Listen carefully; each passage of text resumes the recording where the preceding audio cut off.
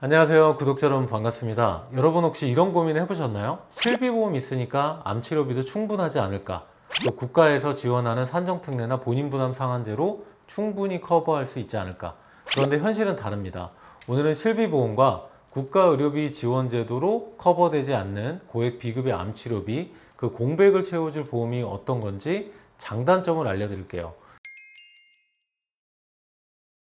요즘 보험 트렌드가 바뀌고 있습니다. 과거의 종신보험이나 비싼 진단비 보험보다 3, 4만 원대 비교적 저렴한 치료비 중심 보험으로 시장이 빠르게 재편 중인데요.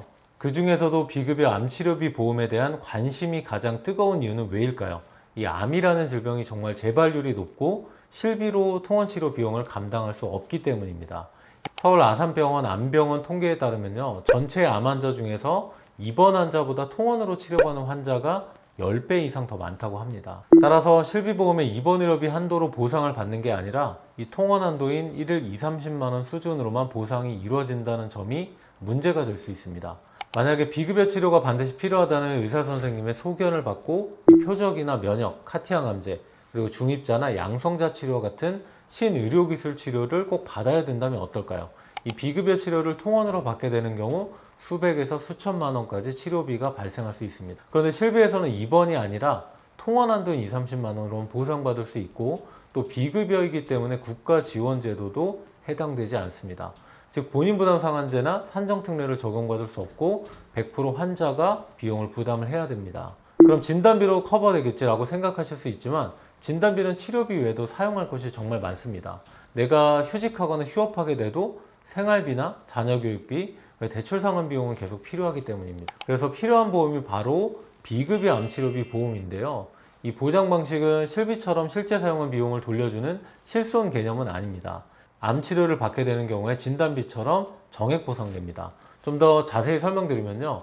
우선 암치료비에서 보상되는 항목은 총 4가지입니다. 암수술, 항암약물치료, 항암방사선 치료, 그리고 일부 회사에서만 보장하는 항암 호르몬 치료까지 포함됩니다. 이 치료들은요, 급여와 비급여 여부와 상관없이 치료만 하면 정해진 금액을 지급하는 구조입니다. 또한 선택할 수 있는 보장기간은 2가지인데요.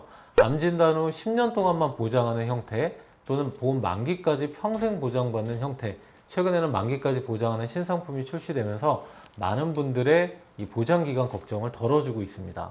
여기서 중요한 포인트 하나, 대부분의 보험사들은 항암 호르몬 치료는 암치료로 인정하고 있지 않지만 이 오늘 설명드릴 A회사에서는 이 호르몬 치료도 암의 직접 치료로 인정해서 매년 보장 금액을 지급합니다. 예를 들어 유방암 환자가 재발 방지를 위해서 5년간 호르몬제를 복용한다면 매년 2천만 원씩 총 1억 원까지 받을 수 있는 구조입니다. 단 이렇게 보장 범위가 넓은 만큼 보험료는 일반 비급여 암치료비 특약보다 높게 책정될 수 있습니다. 그럼 어떤 특약을 선택을 해야 될까요? 이 비급여 암치료비 특약은요, 이 비급여 치료만 집중 보장하기 때문에 보험료가 상대적으로 저렴합니다. 다만 단점은 암 진단 후 10년까지만 보장된다는 점인데요.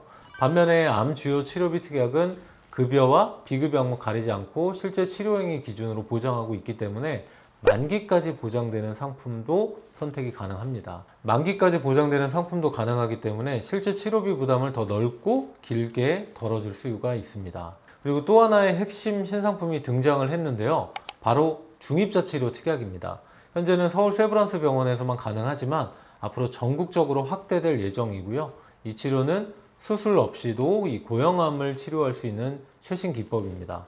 보험료 수준은 어떨까요? 보장 금액이 크기 때문에 보험료는 비쌀까요? 40세 남성 기준 간편가입형 상품으로 월 1,850원 수준이면 5천만 원까지 보장받을 수가 있습니다.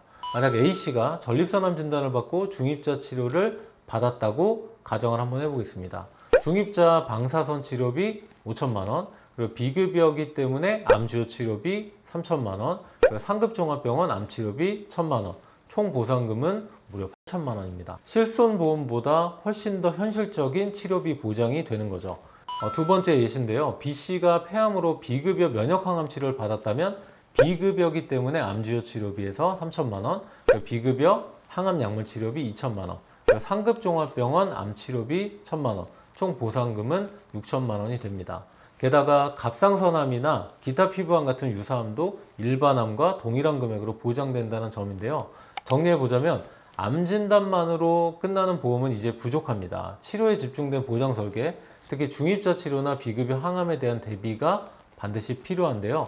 실손보험만으로는 커버되지 않는 부분, 암 주요 치료비와 이 비급여 암 치료비 특약이 확실하게 공백을 메워줄 수 있습니다. 그럼 마지막으로 보험료 한번 비교를 해보겠습니다. 간편보험 3텐호 기준 20년 납 90세 만기 비갱신형 설계안이고요. 보장 내용으로는 중입자 치료비 5천만 원, 그리고 비급여 암주요 치료비 10년 보장 3천만 원, 그리고 비급여 항암약물 치료비 10년 보장 조건 2천만 원, 그리고 상급 종합병원 암주요 치료비는 1천만 원 만기까지 보장합니다. 비급여 항암 치료에 대한 가성비 대비책이 필요하시다면 이 보험료 부담은 줄이고 치료비 공백은 확실하게 메우는 현실적인 대안이 될 수 있습니다.